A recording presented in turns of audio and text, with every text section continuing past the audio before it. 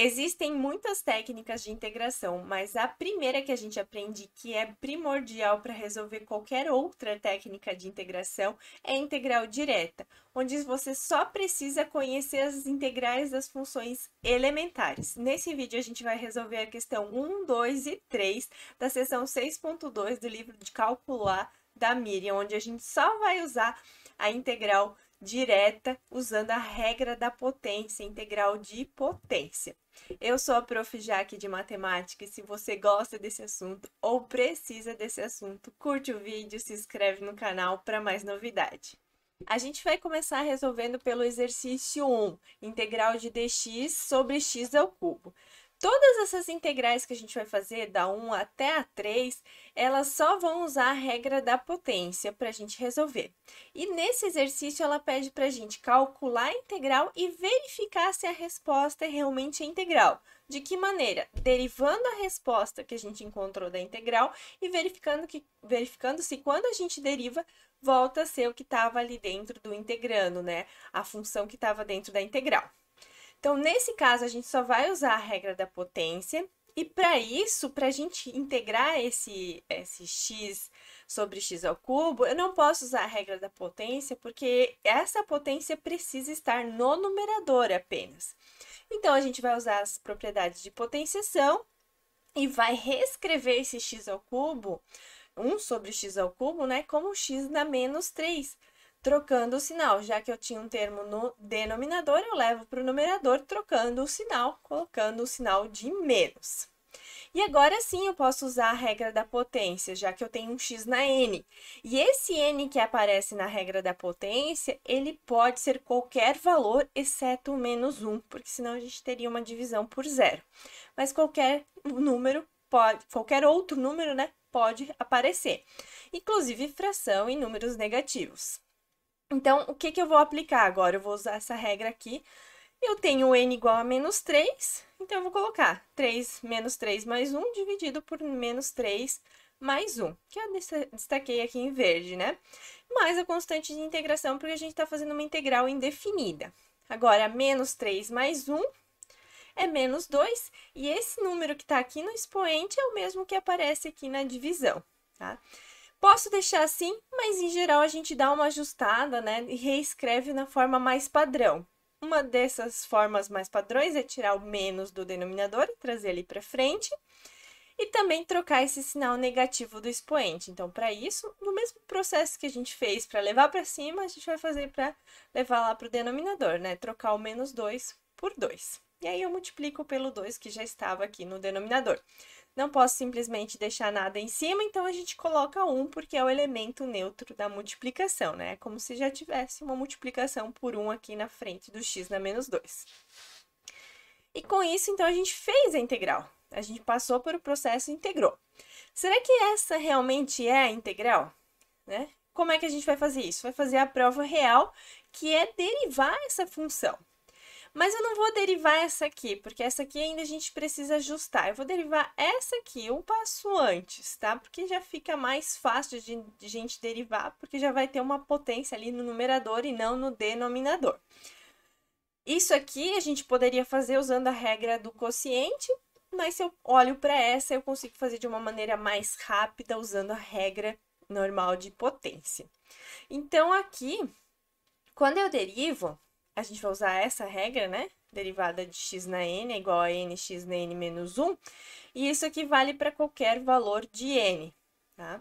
Então, eu posso aplicar para menos 2, n igual a menos 2. Então, quando eu derivo, o que vai aparecer?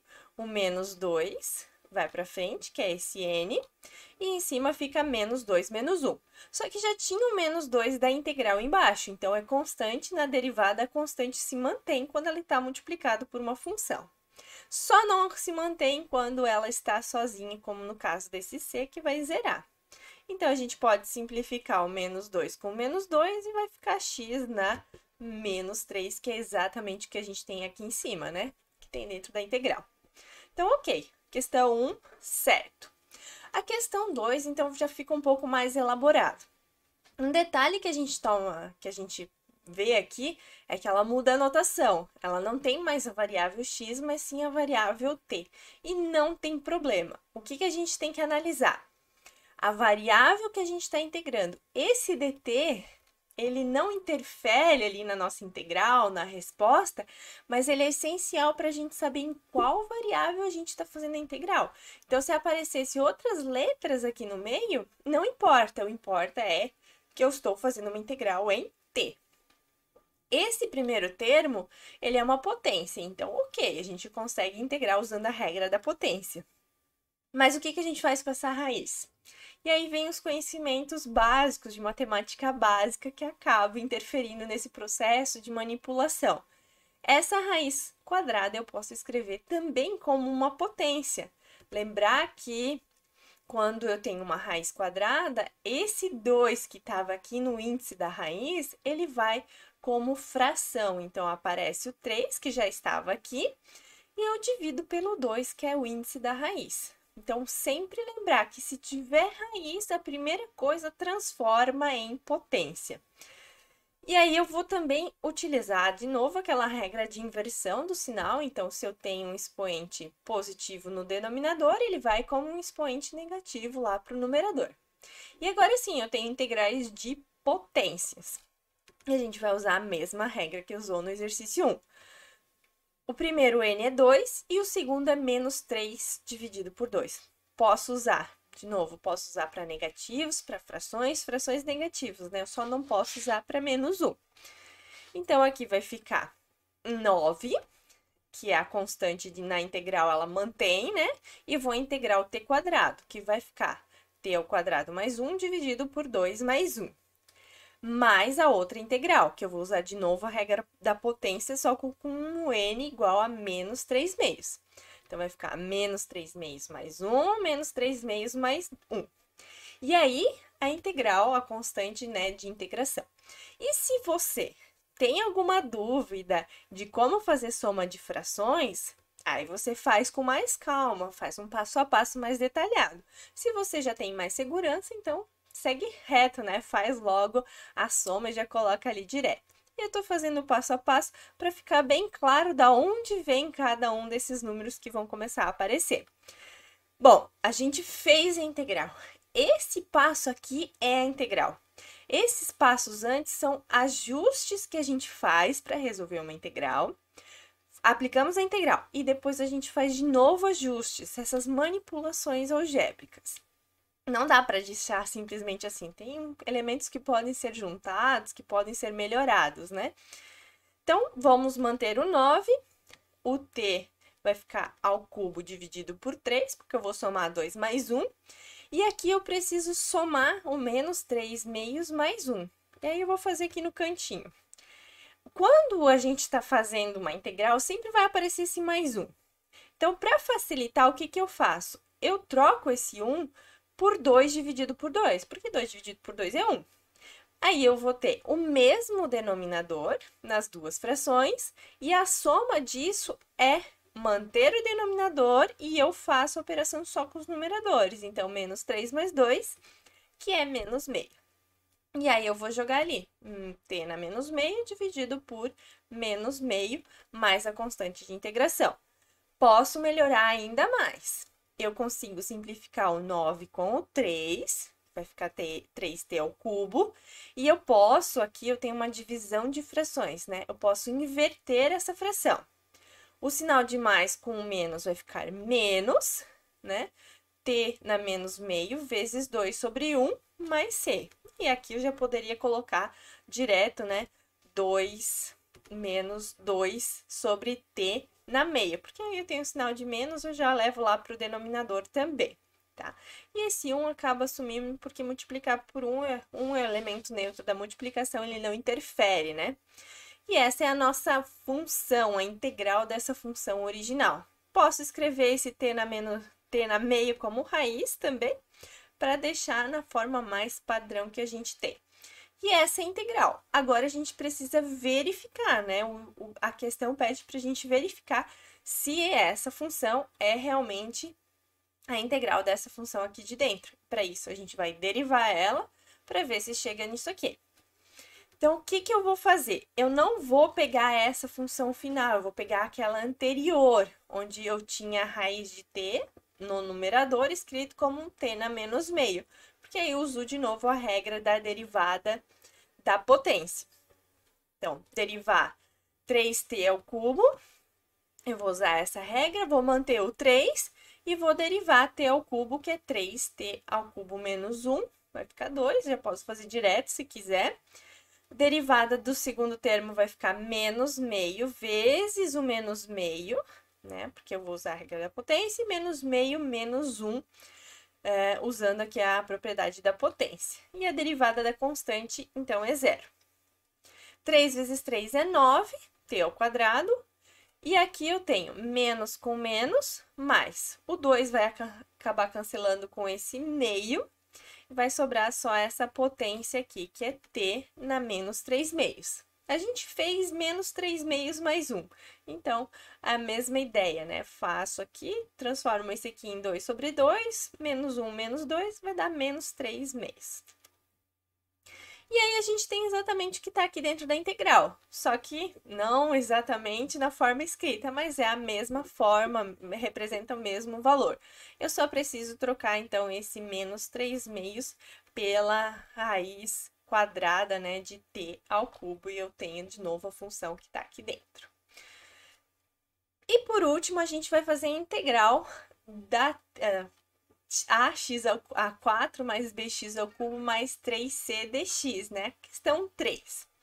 Essa questão 3, de novo, a gente só vai usar a regra da potência, só que aqui tem algumas constantes adicionais. Eu sei que eu vou integrar em relação a x, então a minha variável em questão é x, o resto é constante em relação a x, tá? Então, o que que eu vou fazer? Normal. É uma das integrais mais simples que a gente tem, que é a integral de polinômio. O que dificulta aqui, às vezes, é essas constantes, mas a gente vai pensar como números, tá? Então, quando eu derivo, quando eu integro, na verdade, o ax na 4, o a é constante e permanece, e eu vou somar 1 no expoente e dividir por essa soma. Quando eu tenho bx ao cubo, a mesma coisa. Eu vou somar 1 no expoente, dividir pela soma e vou manter essa constante b. E aí, o 3c, ele não tem o x. E aí, a gente sabe que tem uma propriedade, né? Pode ser usada até a regra da potência, como um x dá zero. Mas sempre que eu tenho uma integral de constante que não está multiplicando nenhum valor x, eu preciso multiplicar essa constante por x. E por último, claro, a constante de integração. E observem que eu chamei ela de C maiúsculo, porque já tinha um C minúsculo, então a gente não iguala, né? São duas coisas diferentes. E aí eu só preciso ajustar. 4 mais 1, 5. 3 mais 1, 4. E aí a gente já tem a integral, falta só fazer a prova real, que é derivar. E se a gente derivar usando a regra da potência, né? Derivada da potência, o que que vai acontecer? Esse 5 vai vir para frente, vai cancelar com esse 5, esse 4 vai vir para frente, vai cancelar com 4, e vai ficar os mesmos expoentes que a gente tinha lá dentro da integral. Então, a x na 4, porque o 5 vem para frente e cancela com 5, mais bx ao cubo, porque o 4 vem para frente e cancela com 4, né? E sempre a gente diminui 1 no expoente. 3c, derivada de x é 1, então, só o 3c é a derivada da constante que veio da integral, é zero. E assim a gente responde, né, esse item 3. 3 detalhes importantes aqui para a gente destacar. Levar em consideração qual a variável que a gente está integrando, então não importa se é x ou t ou qual outra letra que tem. Então, tem que sempre lembrar, né, analisar isso. Se tiver outras constantes, não dependem de x, não dependem da variável de integração, a gente lida elas como constante. E quando a gente tem raiz, a gente sempre transforma em potência para usar a regra da potência. E assim a gente finaliza, então, esses 3 exercícios. Observem que a gente só usou uma regra de integração de uma função, que é a integral da potência, e mesmo assim a gente conseguiu integrar funções que tinham potências no denominador, potências como escritas na forma de raízes, né? Mas a gente conseguiu fazer uma manipulação algébrica para transformar aquilo e escrever como potência e poder usar a regra da integral da potência. Essa primeira parte é essencial para você conseguir desenvolver o resto. A integral em si ela é simples de ser feita quando ela é direta.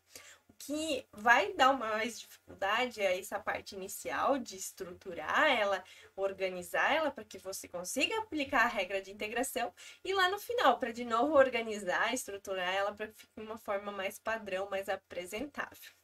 Espero que você tenha gostado, que tenha te ajudado. Se te ajudou, curte o vídeo, se inscreve no canal que sempre a gente vai trazer cada vez mais novidades aí sobre o mundo do cálculo. Boa sorte nos seus estudos, sucesso e até o próximo vídeo.